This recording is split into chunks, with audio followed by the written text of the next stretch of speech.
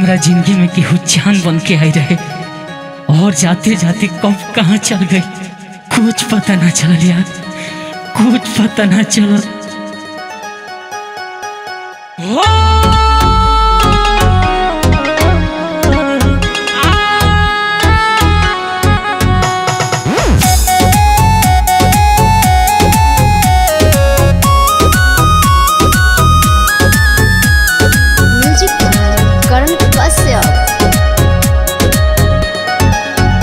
अब पीले शराब नहीं पूरा भइल ख्वाब के पढ़ के सुनाई अपन दुख के किताब।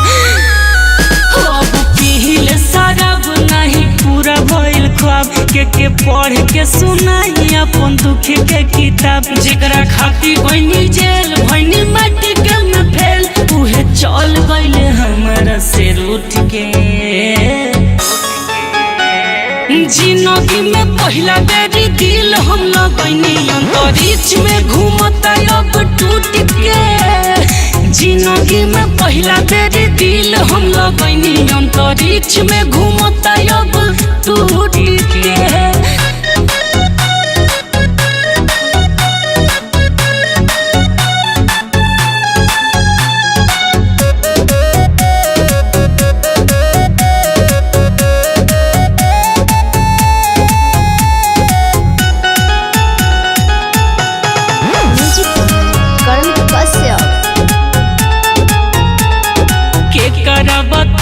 अपन प्यार के कहानी जब जिंदगी में कुछ न बचल निशानी।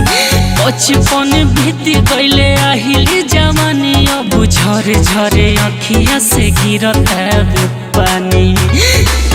अरे के करा बताई अपन प्यार के कहानी दिल टूटल पर कुछ न बचल निशानी। सपना देखाई तो अपना न भइल सच चल गइल सपना के लूट के। जिंदगी में पहला बेर दिल हम लगनी अंतरिक्ष में घूमता अब टूट के। जीवन में पहला बेर प्यार रही पहले अंतरिक्ष में घूमता दिल टूट के।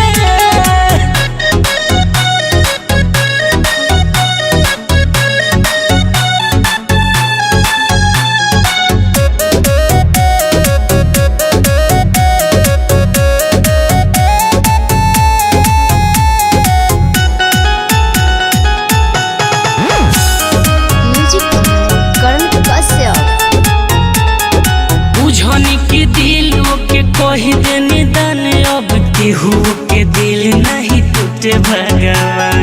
रोए अभिषेक राना सझिया बिहान लगे जहर जुदाई अब ले ली जान। अरे बुझनी के दिल के कही दे निदान अब केहू के दिल नहीं टूटे भगवान।